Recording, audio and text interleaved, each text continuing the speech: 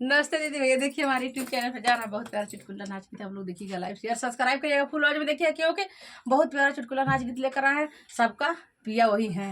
अनाड़ी और जुड़ाई। आप लोग देखिएगा। पिया मोर खेलला जुआवा अनाड़ी, जुआवा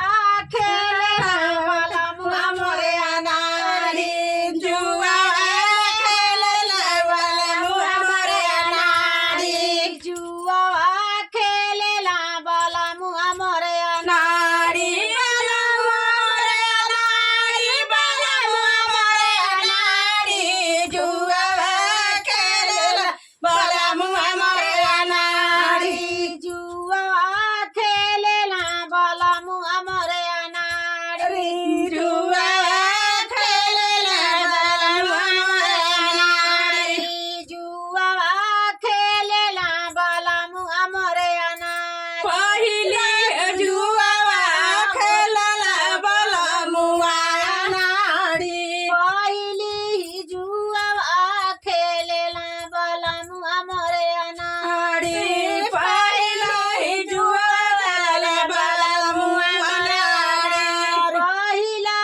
जुआवा खेला वाला मुआ अनाड़ी। अरे बेटी दियाला खाता औरी बारी, पहिले जुआवा खेलला वाला मुआ अनाड़ी, पहिले जुआवा खेला वाला मुआ अनाड़ी, जुआवा ही खेलला वाला मुआ मोरे अनाड़ी, जुआवा ही खेलला वाला मुआ मोरे अनाड़ी, जुआवा ही खेलला वाला मुआ मोरे अनाड़ी, जुआवा ही खेलला वाला मुआ मोरे अनाड़ी, दूसरा ही जुआवा हो खेलला वाला मुआ अनाड़ी, दूसरा ही जुआ खेला वाला मुआ अनाड़ी, दूसरा ही जुआ खेला वाला मुआ अनाड़ी, दूसरा ही जुआ खेला वाला मुआ अनाड़ी। अरे बेटी दियाला खेत औरी घर अटारी, दूसरा ही जुआ खेला वाला मुआ अनाड़ी, दूसरा ही जुआ खेला वाला मुआ अनाड़ी, दूसरा ही जुआ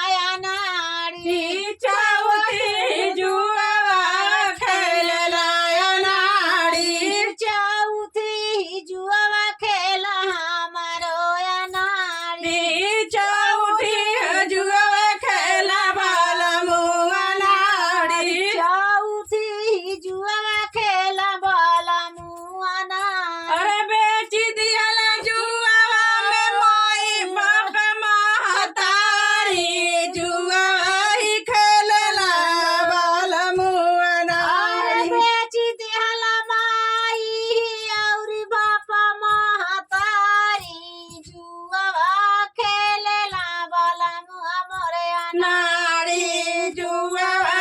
खेलेला बलमुआ मोरे नाड़ी जुआ खेलेला बलमुआ मोरे नाड़ी